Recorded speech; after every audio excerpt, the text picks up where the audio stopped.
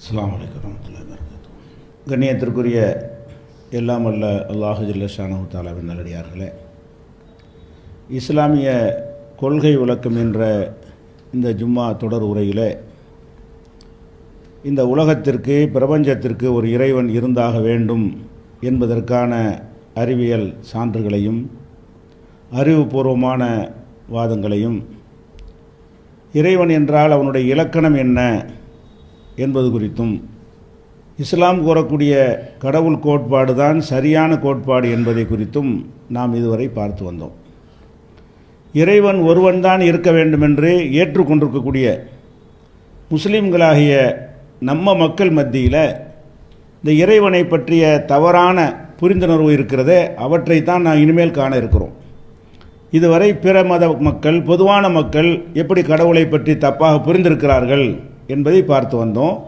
இனிமேல் முஸ்லீம்கள் மத்தியிலையும் அல்லாஹ்வுக்கு இணை கற்பிக்கிற, இறைவனுக்கு சமமாக மற்றவர்களை கருதக்கூடிய ஒரு நிலை ஏற்பட்டிருக்கிறது இல்லையா, அது சரியா, அது எதனால் ஏற்படுகிறது என்பதை நம்ம பார்க்க இருக்கிறோம். பொதுவாக இந்த மார்க்கத்தில், இந்த மார்க்கத்துக்காக சில பேர் உழைத்திருப்பார்கள், பாடுபட்டிருப்பார்கள், அர்ப்பணித்திருப்பார்கள், வணக்க வழிபாடுகளையே தங்களை முழுமையாக ஈடுபடுத்தியிருப்பார்கள், பிரச்சாரம் செய்திருப்பார்கள், அல்ல ஒரு கண்ணியமான ஒரு தோற்றத்தில், பார்த்தாலே மதிக்கத்தக்க தோற்றத்தில் இருப்பார்கள். இப்படியெல்லாம் சிலரை பார்க்கும் பொழுது மனிதனுடைய உள்ளம் எப்படி இருக்கிறது என்று சொன்னால், தன்னை விட அவர் வித்தியாசமாக இருக்கிறார், தன்னை விட மேலானவராக இருக்கிறார், நமக்கு இருப்பதை விட அவருக்கு கூடுதலான ஒரு பவர் இருக்கத்தான் செய்யும், சக்தி இருக்கத்தான் செய்யும். இப்படி நினைக்கும் பொழுதுதான் மனிதர்கள் இங்கே கடவுளாக்கப்படுகிறார்கள், மகான்கள் கடவுளாக்கப்படுகிறார்கள். அவுலியாக்கள் என்று கடவுளாக்கப்படுவனா யார்? நன்றாக தெரிகிறது, அவர் கொஞ்ச நாளைக்கு முன்னாடி உலகத்தில் இல்லை, ஒரு தாய் வயிற்றில் உருவாகிறார் என்று நன்றாக தெரிகிறது, அப்புறம் தாய் வயிற்றிலிருந்து பிறக்கிறார் என்று நன்றாக தெரிகிறது. மனிதர்கள் மற்றவர்கள் வளர்வதைப் போல குழந்தை பிராயத்திலிருந்து படிப்படியாகத்தான் அவர் வளர்ச்சியை அடைகிறார் என்று தெரிகிறது. எல்லோருக்கும் இருப்பது போன்ற ஆசாபாசங்கள் அவருக்கும் இருக்கிறது என்று தெரிகிறது. உண்ணுகிறார், பருகுகிறார், அவருக்கு உறக்கம் தேவை இருக்கிறது, நோய் நொடிக்கு உள்ளாகிறார். எல்லா மனிதருக்கும் இருக்கிற அனைத்து பலவீனங்களும் அவரிடத்தில் இருந்தாலும், அவரிடத்தில் காணப்படுகிற சில வணக்க வழிபாடுகள் அல்ல அவரிடத்தில் காணப்படுகின்ற சில தோற்றங்கள், சில பிரச்சாரங்கள், இவையெல்லாம் என்ன செய்யுது என்று சொன்னால், நம்மளை விட ஒரு மனிதத்தன்மைக்கு மேலே உள்ளவராக இருக்கிறாரு என்று கருதி அவங்கள என்ன செய்கிறாங்கன்னு, இது அல்லாஹ்வுக்கு வேண்டியவர், அல்லாஹ்வுக்கு அடுத்த வீட்டுக்காரரு, இவர் சொன்னால் அல்லாஹ் கேட்கத்தான் செய்வான், அல்ல அல்லாஹ் தன்னுடைய அதிகாரத்தில் சிலர் கொடுக்கத்தான் செய்வான். உலகத்தில் அப்படித்தானே, ஒரு முதலமைச்சர் இருக்காருன்னு சொன்னால் அவருக்கு நெருக்கமான ஆட்களை வச்சு காரியம் சாதிச்சு விடலாம்.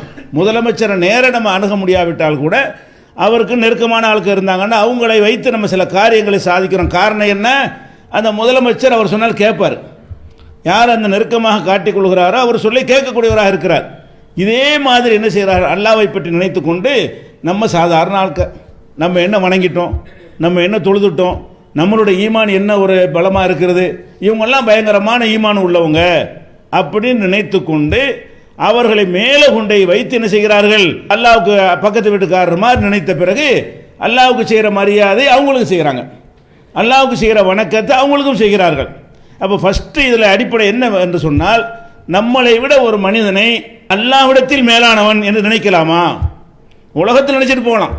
உலக திறமைகளில் படிக்காதவனை விட படித்தவன் திறமையானவன், அந்த வகையில் ஒரு மருத்துவரை விட சாதாரண மக்கள் அந்த துறையில் பலவீனமானவர்கள் என்றெல்லாம் சொல்லிவிடலாம். ஆனால் அல்லாஹ்வுக்கு நெருக்கமானவன் என்பதை அளவுகோல் பண்ணுவதற்கு இந்த வெளிச்செயல்களா காரணம், புறச்செயல்களா காரணம்? அவன் நிஜமாக அல்லாஹ்வை நம்பி இருக்கணும். மனசார என்ன செய்யணும், நம்மை படைத்த ஒரு சூப்பர் பவர் இருக்கிறான் என்று உள்ளத்தில் அவன் நம்பி இருக்கணும். இறைவனுடைய அச்சம் அவனுக்கு பொங்கி வழியணும்.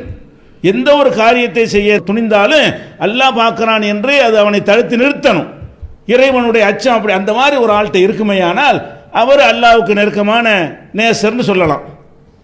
இது எப்படி நம்ம கண்டுபிடிக்கிறது? ஒரு மனிதர் தொழுகிறார் என்று சொன்னால் அல்லாஹ்வுடைய அச்சம் நிறைஞ்சி இருக்குன்னு அடையாளமா? இல்லை. முனாஃபிக்குகள் தொழுவார்கள். ரசூல் ஸல்லல்லாஹு அலைஹி வஸல்லம் காலத்தில் முனாஃபிக்குகள் என்ன செய்தாங்க, காமு இல ஸலாத்தி காமு குசாலா, தொழுகைக்கு வர்றாங்க கேர்லெஸ்ஸாக தொழுகிறாங்கன்னு முனாபிக்குகளை பற்றி எல்லாம் சொல்லி காட்டுகிறான். முஸ்லீம் என்று மக்கள் நம்பினார்கள். முனாபிக்குகளை முஸ்லீம்கள் என்ன செஞ்சாங்க? நம்பினார்கள். ஆனால் இஸ்லாம் இருந்துச்சா? அவங்கள்ட்ட ஈமான் இருந்துச்சா? இல்லை. அதனால் எவ்வளோ பெரிய ஒரு வணக்க வழிபாடில் முத்துனவர் அவங்களுக்கு தென்பற்றாலும் ஒரு தஸ்பியை விட மாட்டார், ஒரு சுண்ணத்தை விட மாட்டார், ஒரு நஃபிலை விட மாட்டார், தஹஜத்தை விட மாட்டார் என்றெல்லாம் உங்களுக்கு காட்சி தந்தாலும் வெளிப்படையாக இதை செய்கிறார். இது நடிப்பா நிஜமான அவனுக்கு தான் தெரியும். இதையெல்லாம் அவர் செய்கிறாரே உள்ளத்தால் செய்கிறாரா அல்லது இது மாதிரி மயக்கி இதன் மூலம் ஒரு பேர் வாங்கி ஒரு செல்வாக்கு பெற்று நம்ம போகும்போதெல்லாம் நான் சலான் சொல்லணும், நம்மளை மதிக்கணும், அல்லது இந்த மாதிரி ஒரு தோற்றத்தில் இருந்தால் நம்பி கடன்லாம் கொடுப்பாங்க, நம்ம எதை மக்களை ஏமாற்றலாம், இது வசதியாக இருக்கும் அப்படிங்கிறதுக்கு செய்கிறாரா? யாருக்கு தெரியும்? அப்போ எவ்வளோ பெரிய நீங்கள் மறிஞரே மகானாக எடுத்துக்கொண்டாலும் என்ன கருத வேண்டும் என்றால் இவர்கள் எவரும் அல்லாவுக்கு நெருக்கமானவர்னு சொல்ல முடியாது. சொல்லி கொண்டிருக்கிற என்னை விட உங்களில் உள்ளவர்கள் கூடுதல் அல்லாவுக்கு நெருக்கமானவர்களாக இருப்பார்கள். அது அவனுக்கு தான் தெரியும். யாருடைய இறையச்ச ஒகுவ ஆழமும் விமனித்தக்கா, அல்லாஹுவை அஞ்சியவர்கள் யார் என்பது அல்லாவுக்கு மட்டும்தான் தெரியும். உலகத்தில் யாருக்கும் சொல்லவே முடியாது. எந்த ஒரு மனிதனை பற்றியும் ஒரு மிகச் சிறந்தவன் நல்லவன் அல்லாவிடத்தில் நல்லவன் தீர்மானிக்க முடிஞ்சால் அல்லாவுக்கு நெருக்கமான ஆள் கூட அப்படி இருந்தால் முடியாது. அவர் நெருக்கமான ஆள் என்று உறுதியானால் கூட அவருடைய அதிகாரத்துக்குள்ள அவர் செய்ய முடியுமே தவிர இறை அதிகாரத்துக்குள் வர முடியாது. ஒரு வாதத்திற்கு அவங்கெல்லாம் நல்ல மகானா இருந்தாங்க. நாகூர் ஆண்டவர் பெரிய அவுலியா, அப்துல் கார் ஜிலானி பெரிய அவுலியா, இப்படிலாம் சொல்கிறார்களே, இந்த அவர் அவுலியா என்பதை உள்ளத்தை பிளந்து பார்த்தாங்களா? அல்லாஹ் என்ன சொல்றான்? இன் அவுலியாஹு இல்லல் முத்தகூன். அல்லாஹ்வுடைய அவுலியாக்கள் என்பவர்கள் யார் என்று கேட்டால் அவங்க முத்தகீன்கள், உள்ளத்தில் இறையச்சம் உடையவர்கள், இறைவனை அஞ்சியவர்கள்ங்கிறான். அப்போ வெளிப்படையான ஒரு அடையாளத்தை அல்லாஹ் சொல்லியிருந்தான்னு வைங்க, அதை வச்சு அவுலியான்னு முடிவெடுத்துடலாம். அவுலியாக்களை கண்டுபிடிப்பதாக இருந்தால் அவர் தாடி ஒரு முளத்துக்கு இருக்க வேண்டும், அப்போ தாடி உள்ள ஆளை பார்த்து அவுலியா ஆக்கி விடலாம். அவுலியான்னு ஒருவரை சொல்வதாக இருந்தால் அவர் வாட்ட சாட்டமாக இருக்க வேண்டும், அப்படி அல்லாஹ் அடையாளம் சொல்லி இருந்தால் நம்ம கண்டுபிடிச்சிடலாம். அல்லாஹ் என்ன செய்யறான்? அலா இன் அவுலியா அல்லாஹ், அல்லாஹ்வுடைய நேசர்கள் யார் என்று கேட்டால் லா ஹவுஃபுன் அலைஹிம் வலா ஹும் யஹ்சனூன்.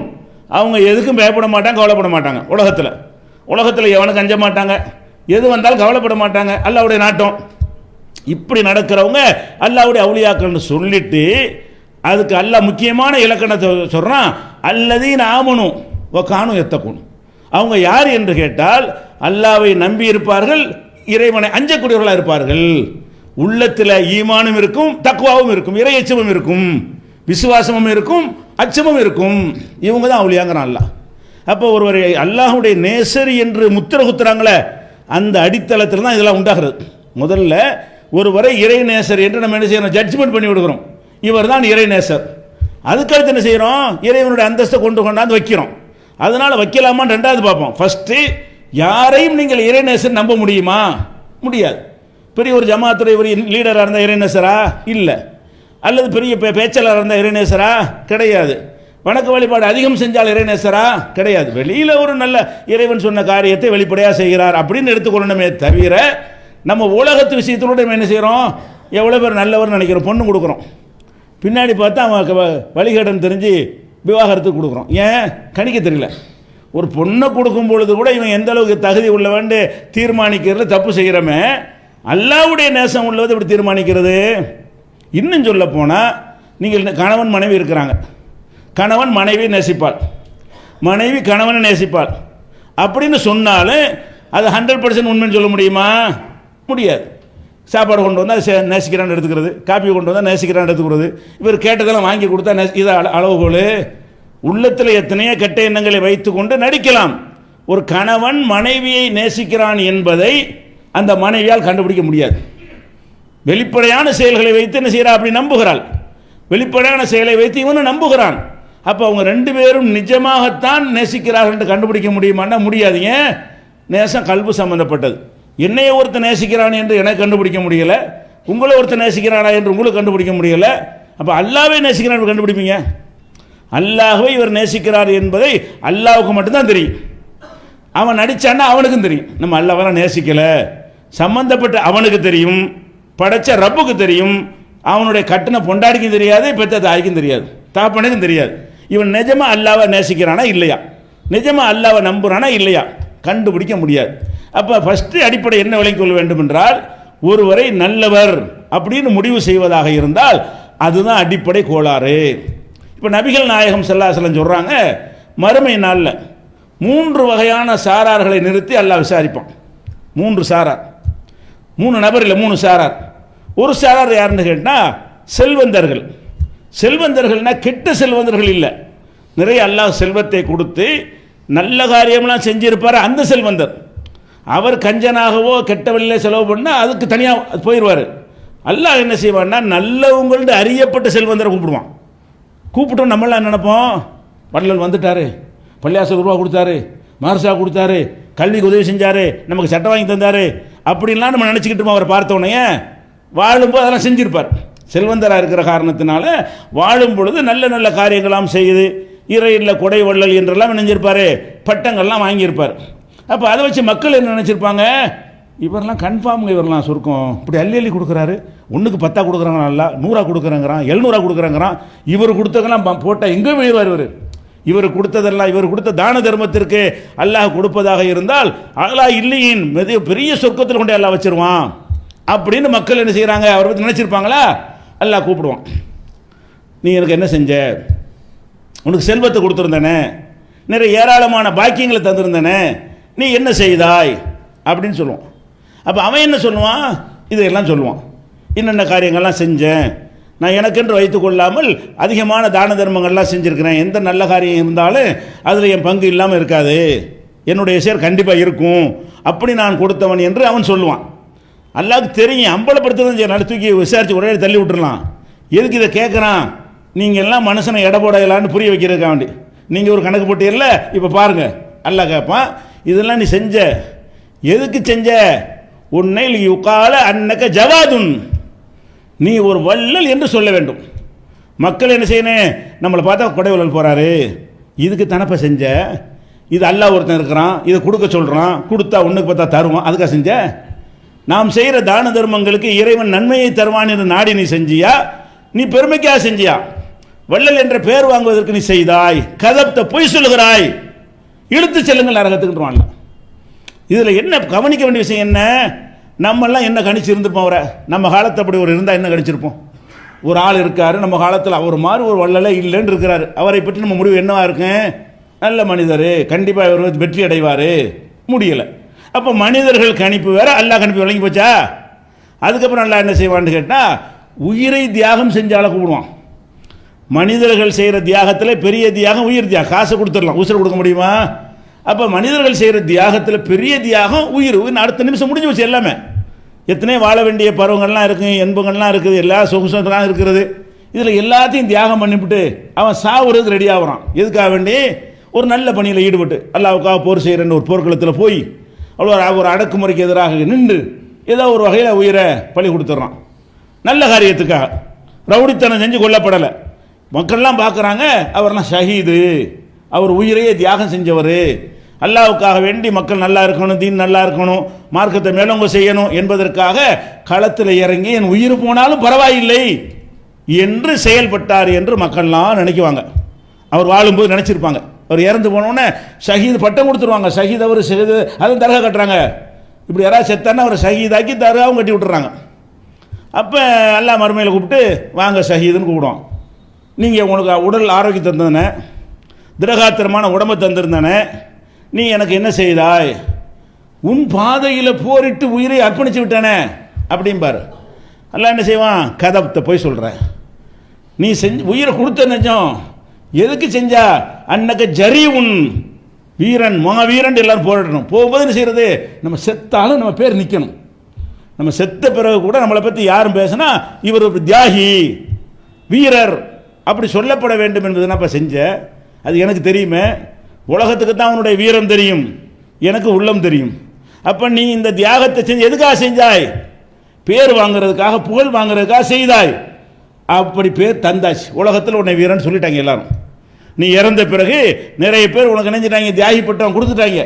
நீ எதற்காக செய்தாயோ அதை நீ அடைந்து விட்டாய், இழுத்து செல்லுங்க நரகத்துக்குன்றான்ல. அப்போ இந்த உயிர் தியாகம் பண்ணி இருக்கான், கண்ணுக்கு முன்னாடி இந்த தஸ்பீ மணி உருட்டுறது, ஜிப்பா போடுறத விட பெரிய வேலையை செஞ்சுருக்கிறான். அவனை கூட அவளியான்னு சொல்ல முடியல. நம்ம ஜிப்பாவை தலைப்பா வச்சு அவளியாங்கிறோம், தோற்றத்தை வச்சு தான் அவளியா மகான்கிறோம். அட உயிரை கொடுக்குறாயா, உள்ளதிலே பெருசு. நபிமார்களுக்கு அடுத்து சுகதா, சொர்க்கத்தில் அல்லாஹ் தரஜா வச்சிருக்கான முதல் தரஜா நபிமார்களுக்கு, அடுத்து சுகதாக்கள், உயிரை அர்ப்பணித்தவர்கள், அல்லாஹ்வுக்காக அர்ப்பணிக்கிறவர்கள். அவ்வளோ பெரிய கிரேடு உள்ள ஒரு காரியத்தை செஞ்சிருக்கிறான், அவ்வளோ பெரிய அந்தஸ்தை பெற்றுத் தருகிற ஒரு காரியத்தை செஞ்சிருக்கிறான். இது சரியில்லை. அப்போ இதுக்கு எதுக்காக நான் சொல்கிறேன், நம்ம கணிச்ச தப்பா அடிச்சா இல்லையா, நம்ம அவனே கணிச்ச தப்பா போச்சு, அவனே அப்படி தான் கணிச்சிட்டு இருக்கான், நம்ம செஞ்சது எல்லாம் ஏமாந்துருவான். அதனால நான் என்ன செஞ்சான்னு கேட்கும்போது இப்படி சொல்கிறான், நீ என்னடா செஞ்சேன்னு கேட்டால் நான் உனக்காக உயிரை கொடுத்தாங்கிறான், ஏன் பண்ணங்கிறான், அல்லாட்டே போய். அப்போ இவன் இப்படி அவன் தன்னை பற்றி நினைத்து கொண்டிருக்கிறான், மக்கள் அப்படி நினைத்து கொண்டிருக்கிறார்கள். அந்த நினைப்பு சரியானதா, அல்லாட்ட ஏற்றுக்கிறப்பட்டுச்சா? அப்போ அவர் நரகத்துக்கு போன்னு சொன்னால் அவர் அவுளியாவா? அவர் கழிக்கிற தீர்ப்பு என்ன? நரகத்திற்கு போ. அப்போ நரகத்திற்கு போய் என்று தீர்ப்பளிக்கப்படுமே, ஆனால் ஒரு மகானா? ஆனால் உலகத்தில் அவர் என்னவா கருதப்பட்டு இருப்பார்? அப்படி உயிரை கொடுத்தார், அவர் கூப்பிடுங்க யா அல்லாஹ் அப்துல் காதர் ஜிலானிய அப்படின்னு சொன்னால் நம்மளை கேட்பாருன்னு சொல்கிறீங்களே. அப்போ இவ்வளோ பெரிய உயிர் தியாகி கன்ஃபார்மாக வெளி உலகத்தின் பார்வையில் உயிர் தியாகம் பண்ணி இருக்கிறார், அல்லாட்ட நிற்கலை. ஏன்? அவர் போகும்போது என்ன செய்கிறாரு, அல்லாஹ் ஒருத்தன் இருக்கான், இந்த மார்க் மேலும் கொண்டு தீனில் அந்தஸ்து பண்ணணும், சொர்க்கத்தில் அங்கே என்ன செய்யணும், நபிமார்களுக்கு அடுத்து அந்தஸ்து அடையணும், அதுக்காக நான் தியாகம் போகும்போது என்ன செய்கிறது, ஒரு மாதிரியாக பார்த்துக்கிறது, நம்மளை எல்லோரும் கவனிக்கிறாங்களாங்கிறது, அதில் எல்லோரும் பார்க்குறது அந்த மாதிரி வீரதீர பராக்கிரமாக செயல்படுறேன்னு போய் கடைசியில் என்ன செய்கிறது, நம்ம செத்தாலும் பேர் நிற்கணும், உயிர் போனாலே நம்ம பேர் விளங்கும். அது மாதிரி ஒரு மடத்தனம் கிடையாதுங்க. பேர் விளங்கு, நீ உணர முடியுமா? உனக்கு நீ சாவ போகிற. உசுரோடு இந்த வள்ளல் ஆசைப்பட்டதுக்காக ஒரு அர்த்தம் இருக்குங்க. ஒரு செல்வந்தன் வந்து நான் கொடுப்பதை பாராட்டணும்னு நினைக்கிறான், அந்த பாராட்டை காதலை கேட்டுருவான், அந்த பாராட்டை அனுபவிச்சிருவான். இவன் என்னதான் அனுபவிப்பானா? அதுவும் கிடைக்காம போச்சு. உயிரை கொடுத்துருக்குறான், வள்ளல்ட்டு எல்லாரும் சொல்லணுமா? சொல்ல உனக்கு என்ன, நீ தான் போயிட்டியே, அட நீ இருக்கும்போது சொன்னால் ஒரு சந்தோஷமாச்சும் கிடைக்கும், நீனே போயிடுற. அப்புறம் எவன் சொன்னால் என்ன சொல்லாட்டி என்ன, அதை கூட உணராமல் உயிரை கொடுக்க போகும்போது கூட ஒரு கணக்கு வச்சு போகிறான். அப்போ அவன் இறைநேசன் ஆக முடிஞ்சா? ஆக முடியலை. அதுக்கடுத்து எல்லாம் என்ன செய்கிறான்னு கேட்டால் மார்க்க அறிஞரை கொண்டு வர்றான். மார்க்க அறிஞர்னா யாரு? இந்த போலி அறிஞர்கள் கிடையாது, அவங்க அதனாலே நரகத்துக்கு போயிடுவாங்க.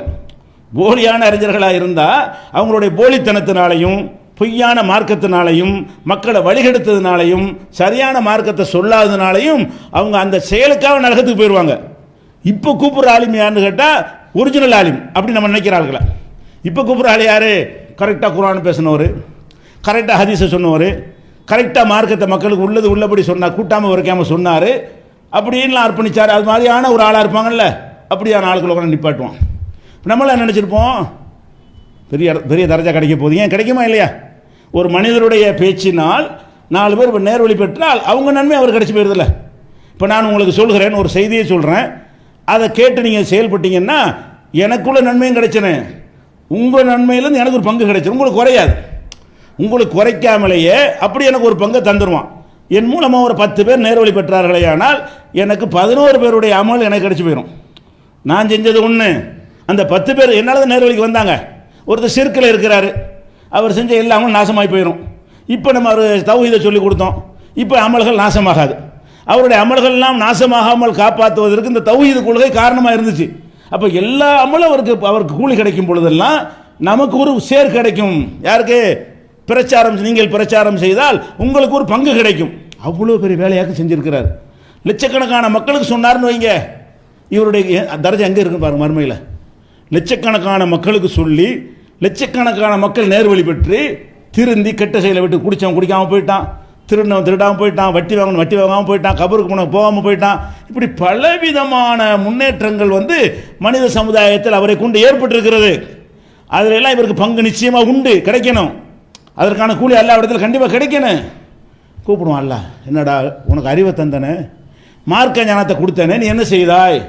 நான் உனக்காக மார்க்கத்தை பட்டி தொட்டியெல்லாம் போய் சொன்னேன், பிரச்சாரம் செய்தேன், அதில் வரக்கூடிய எல்லா இடர்களையும் தாங்கி கொண்டேன் இப்படின்னு அவன் சொல்லுவான். அல்லா என்ன செய்வான்? கதவத்தை போய் சொல்கிற, எதுக்கு நீ செஞ்ச? லி யுகால அன்னக காரிஉன், நீ ஒரு காரி, ஒரு அறிஞன், ஒரு ஆலிம், மேதை என்று சொல்ல வேண்டும், மக்கள் சொல்ல வேண்டும் என்பதற்காக நீ இதை செய்தாய், அதனால் நீ பொய் சொல்லுகிறாய், போ நரகத்துக்குன்றான். அவன் கூலி கூட மிஞ்சலை, அவனுக்கு எல்லாருடைய கூலியும் கிடைக்கணும். அது இல்லாமல் அந்த கூலி உனக்கு கிடைக்காது, உன் அமலுக்காவது கூலி தருவான்னு பார்த்தா இந்த பெருமை என்ன ஆயிடுச்சுன்னு சொன்னால், எதுக்கு செஞ்சுருக்கிறான்? நான் எனக்கு வேணும், நான் வந்து எனக்குன்னு ஒரு பேர் வேணும், எனக்குன்னு ஒரு பதவி வேணும், எனக்குன்னு ஒரு புகழ் வேண்டும் அப்படி நினைத்து செய்தால் அவ்வளவு லாஸ்வீன். 50 வருஷ உழைப்பு 35 வருஷ உழைப்பு செஞ்சால் கூட அதுக்கு சல்லி காசு புண்ணியம் இல்லாமல் போயிடும். அல்லாவுக்காக செஞ்சார். செய்மனு செய்யணும், இறைவா இதனுடைய மார்க்கம், இந்த ஏகத்துவ கொள்கை நிலைநாட்ட வேண்டும், அந்த மக்கள்லாம் உன்னை வணங்கக்கூடியவர்களாக மாற வேண்டும், அப்படி மாறினால் நீ வாக்களித்தபடி எனக்கு கூலி கிடைக்க வேண்டும், மறுமையில் என் தரஜா உயர வேண்டும் என்று ஒவ்வொரு சொல்லை சொல்லும் போது உள்ளத்தில் இருக்க வேண்டும். ஒவ்வொரு காயை நகர்த்தும் போது நான் இதுக்குத்தான் சொன்னேன், வேற எந்த எதிர்பார்ப்பு எனக்கு இல்லை அப்படின்னு அவன் இருந்தால் மட்டும்தான் அவன் இறைநேசன் ஆக முடியுது. இந்த 3 பேரை எல்லாம் விசாரிப்பான்னு சொல்ல எதுக்கு ரசூலுல்லாஹ் சொல்றாங்க இந்த சம்பவத்தை? பல விஷயங்கள் அடங்கி இருக்கிறது. மனிதர் முக்கியமான அம்சம் என்னன்னு கேட்டால், எந்த மனுஷனையும் நல்லடியான்னு சொல்லிவிடாதீங்க. எந்த மனுஷனையும் அவர் போன்ற தக்குவாதாரி உண்டா, அவர் என்ன சொல்லலாம், அவர் மாதிரி தொழுவர் உண்டான்னு கேட்டுப்போங்க. கண்ணால் தெரியறதுக்கு சொல்லுங்க. கண்ணால் பார்க்குறீங்களா, அவர் மாதிரி தொழுவர் ஆள் இல்லை, அவர் மாதிரி தானம் தருமம் செய்கிற ஆள் இல்லைன்னு சொல்லுங்க. அல்லாவால் ஏற்கப்பட்டன்னு சொல்லிவிடாதீங்க. எதை உங்கள் கண்ணால் பார்க்கிறீர்களோ அதுக்கு சர்டிஃபிகேட் கொடுங்க. எதை உங்கள் கண்ணால் பார்க்க முடியலையோ அதுக்கு சர்டிஃபிகேட் கொடுக்காதீங்க. இதைத்தானே ரசூல் ஸல்லல்லாஹு அலைஹி வஸல்லம் ஹதீஸ் காட்டுகிறது. அப்போ அடிப்படை என்ன, எந்த மனுஷனையும் நல்லவேன்னு சொல்லி தீர்மானிக்கிற அதிகாரம் அங்கே தான் கோளாறு பண்ணுறோம். அல்லாஹ்வுடைய நேசர்னு யாரையும் சொல்ல, உலகத்தில் யாரை சொல்லலாம் அது தனியாக லிஸ்ட்டு கடைசி நான் சொல்கிறேன். யாரையெல்லாம் இறைநேசர்னு சொல்லலாம் என்பது சொல்லவும் செய்யலாம். அது யார் இறைவனே சொல்லியிருக்க வேண்டும், இறை தூதர் குறிப்பிட்டு சொல்லியிருக்க வேண்டும். அவங்கள சொல்லலாம். அவங்களாம் யாருங்கிறது இந்த தொடரில் பின்னாடி பார்க்கலாம். அதே மாதிரி ரசூல் ஸல்லல்லாஹு அலைஹி வஸல்லம் என்ன செய்கிறாங்கன்னா, ஒரு போர்க்களத்தில் என்ன செய்கிறாருன்னா, ஒரு ஆள் அப்படி பம்பரமாக விளையாடுறார். போர்க்களத்துடைய செயல்பாடு இருக்குல்ல, மற்ற எல்லாருடைய செயல்பாட்டை விட அங்கேருந்து அங்கே தாவுறாரு, இங்கே தேறாரு, 10 பேர் இருந்தாலும் நுழைஞ்சு செய்கிற அப்போ அந்த மாதிரி பார தூரமாக பலரையும் வெட்டுகிறார். போர்னா என்ன செய்வாங்க, போரில் பயன் பண்ணிட்டு இருப்பாங்க. போரில் என்ன செய்யணுமோ அதையெல்லாம் என்ன செய்கிறாரு. அப்போ மக்கள்லாம் என்ன பேசிக்கிட்டாங்க, ஃபுலானும் ஷஹீதுன், அவர் உயிர் தியாகி ஆயிட்டாரு என்று அவரை வெட்டுப்பட்ட உடனே சொல்கிறாங்க. ரசூலுல்லாஹ் சொல்கிறாங்க, இல்லை அவர் நரகவாசி. ரசூலுல்லாஹ் இது சொல்ல முடியாது, வஹி வந்தால் சொல்ல முடியும். எல்லாருக்கும் இப்படி சொன்னதில்லை. யாரை பற்றி அறிவித்து கொடுக்கப்பட்டுகிறதோ அவரை பற்றி மட்டும் வஹியாக இருக்கணும், வேறு யாரும் சொல்ல முடியாது.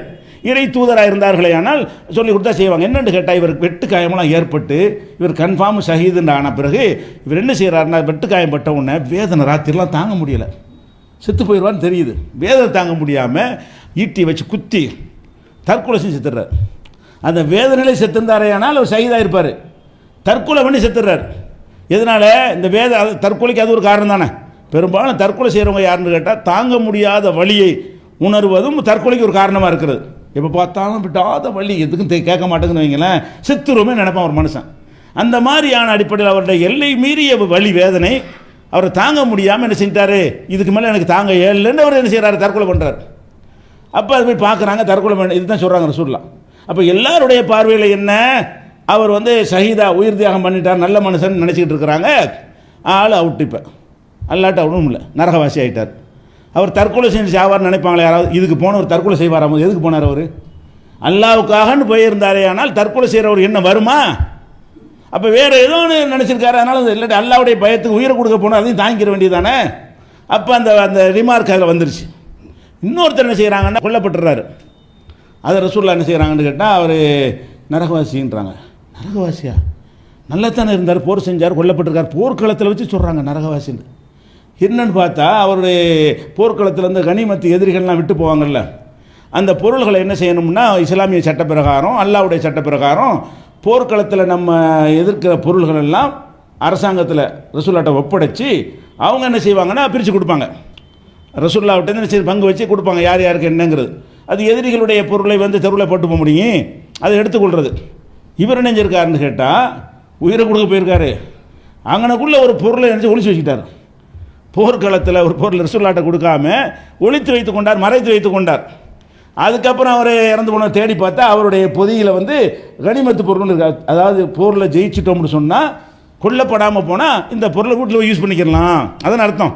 அந்த பொருளை எடுத்து வைத்திருக்கிறார், கனிமத்து பொருளை அதில் எடுத்து வைத்த நிலையில் கொல்லப்பட்டுறாரு. ஆனால் ரசூலுல்லாஹ் என்ன செய்கிறாங்க, நரகவாசினோன்னு அவருடைய பையை சோதனை பண்ணி பார்த்தால் அவருடைய பொது பணத்தில் என்ன செய்கிறார், அவர் எடுத்து சுருட்டி வைத்திருக்கிறார், கனிமத்தில் எடுத்து வைத்திருக்கிறார். அப்போ உயிரை தியாகம் பண்ணுற போகிற ஒன்றை பார்க்குறோம், உள்ளுக்குள்ளே வேறு மாதிரி இருந்திருக்கு. உள்ளுக்குள்ளே என்ன இருக்குது, உயிரை தியாகம் பண்ணுறது அற்புதத்துக்கு ஆசைப்படலாமா? உயிரே போக போகுது, அதுக்குள்ளே இவன் கலந்துருக்குமே. ஆனால் அப்போ இறை நேசத்துக்கு ரிமார்க்குன்னு வருதா இல்லையா? அல்லாஹ் வந்து மைனஸ் பண்ணி விட்டுறான்ல. அப்போ இந்த மாதிரி இருந்தவர்களை எல்லாம் கூட நம்ம நல்லவர்கள் என்று நம்ம சஹாபாக்கள்லாம் கணிக்கிறாங்க. நம்மள மாதிரி சாதாரண ஆள் கிடையாது. நம்மளும் நல்லடியாரை கவனிக்கிறதுக்கு பெரிய இபாதத்தெல்லாம் தேவை கிடையாது. தலப்பா ஜிப்பா போதும் நமக்கு. நம்மளும் கணிக்கிறதுக்கு என்ன, நம்ம நல்லடியாரை கணிக்கிறதா இருந்தால் அந்த தோற்றமும் அந்த மாயாஜால பேச்சுகளும் மந்திர தந்திரங்களும் இது செஞ்சால் நல்லடியார்னு சொல்லிட்டு போயிடுவோம். சஹாபாக்கள் அப்படியே கணிப்பாங்க. அவங்க கணிக்கிறாங்க, தப்பாக போயிடுது. அவங்க கணிக்கிறாங்க, தப்பாக போன என்ன அர்த்தம்? அப்போ இதெல்லாம் ஒன்றுமே செய்ய முடியாது. யாராவது நல்லவேன்னு சொல்லி என்ன செய்ய முடியாது, செய்ய முடியாது. அதை விடுங்க. நபிகள் நாயகம் ஸல்லல்லாஹு அலைஹி வஸல்லம் அல்லாஹ்வுடைய தூதர், அவங்களுக்கு எல்லாரையும் நல்லவன்னு கணிக்கலுமா? முடியாது. அவங்க கணிச்சதா சரியாக இருக்குமா? யாருக்கு வஹி வந்து சொன்னார்களோ அது கரெக்டாக இருக்கும். அது இல்லாமல் ஒரு கணித்திருப்பார்களே ஆனால் அப்படி இருக்குன்னு அவசியம் கிடையாது, மாற்றமாகவும் இருக்கும். மறுமை நாள் அல்லாஹ் விசாரிப்பான். இந்த உம்மத்துக்காக வந்து ஹவுலுல் கௌசர் தடாகத்தை கொடுத்து அந்த ஹவுலுல் கௌசருடைய பொறுப்பாளராக ரசூலுல்லாஹ் நிப்பாட்டியிருப்பான். ஹவுலுல் கௌசர்லாம் சொர்க்கத்துக்கு போகிறது முந்தி உள்ள விஷயங்கள். அதுக்கப்புறம் சொர்க்கத்துக்கு போயிடுவோம். அந்த விசாரணை நடக்கும்ல, அந்த கொடூரத்தை தாங்க முடியாமல் வெப்பத்தில் தத்தளிக்கும் பொழுது அல்லாஹ் என்ன செய்யறான்னா அந்த ஹவுலுல் கௌசர் தண்ணியை கொடுத்து இதை குடித்தார்களே ஆனால் விசாரணை முடிவு, தாகம் வராது. அப்போ ரசூலுல்லாஹ் தேடி எல்லாம் போவாங்க, அந்த உம்மத்தெல்லாம் போவாங்க. ரசூலுல்லாஹ் வந்து ஹவுலுல் கௌசரில் என்ன செய்வாங்க, இருந்து விநியோகம் பண்ணி கொண்டிருப்பார்கள். அப்போ சில சஹாபாக்கள் வருவாங்க வேகமாக, நம்மளும் போவோம், சஹாபாக்கள் வருவாங்க. அப்போ சஹாபாக்கள் எல்லாருமே கரெக்டுன்னு நினைக்கிறோம்ல, அந்த சஹாபாக்கள் வரும்போது மலக்கள் போகாதம்பாங்க. ஏன் போகாத? அவங்களோட உம்மத்தை எல்லாத்தையும் கொடுக்க தானே வேணும். அப்போ ரசூல் ஸல்லல்லாஹு அலைஹி வஸல்லம் தூரத்துலேருந்து பார்த்துருவாங்க. பார்த்து அஸ்ஹாபி அஸ்ஹாபி மலக்கள்கிட்ட சொல்லுவாங்க, விடுங்க விடுங்க அவங்கள, என் தோழர்கள். அவங்க உலகத்தில் வாழும்போது தோழர்கள்னு நினச்சாங்கல்ல, அப்படி ஆள்களாங்க வர்றாங்க. ரசூல் ஸல்லல்லாஹு அலைஹி வஸல்லம் உலகத்தில் வாழ்கிற நேரத்தில் எல்லா சஹாபாக்களையும் சொல்லிட்டா நினச்சிடாது, அப்படி இல்லை. சில பேர் சஹாபாக்கள்லாம் நல்ல அந்தஸ்து அடைந்து விடுவார்கள். சில பேர் நடித்து கொண்டிருக்கிறார்கள், அவர்களை ரசூலுல்லாஹ் தோழர் நினைச்சிருக்கிறாங்க. சில பேர் நடித்து கொண்டிருந்திருக்கிறார்கள். ரசூல் ஸல்லல்லாஹு அலைஹி வஸல்லம் முடிவு என்ன, நம்முடைய தோழர் இவர் சஹாபி அப்படி நினைச்சிருக்கிறாங்க.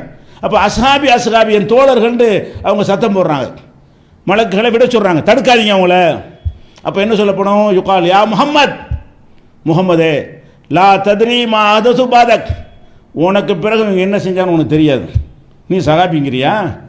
அவங்க அதுக்கு பின்னாடி என்னெல்லாம் செஞ்சாங்க தெரியுமா என்று அல்லாஹ் ரப்புல் ஆலமீன் யாரை ரசூலுல்லாஹ் சஹாபி என்று தீர்மானித்திருந்தார்களோ அவங்கள வந்து ஹவுலுல் கௌசரை விட்டு தடுக்கப்படுகிறார்கள். அந்த நல்லடியாருங்கிற அந்தஸ்து அடைய முடியலை. அப்போ ஃபஸ்ட்டு நம்ம ஆழமாக பதிய வைக்க வேண்டிய விஷயம் என்னவென்று கேட்டால், எந்த ஒரு மனிதரை பற்றியும் அல்லாஹ்வுக்கு நெருக்கமான ஒரு முடிவு எடுத்துடவே செய்யாதீங்க.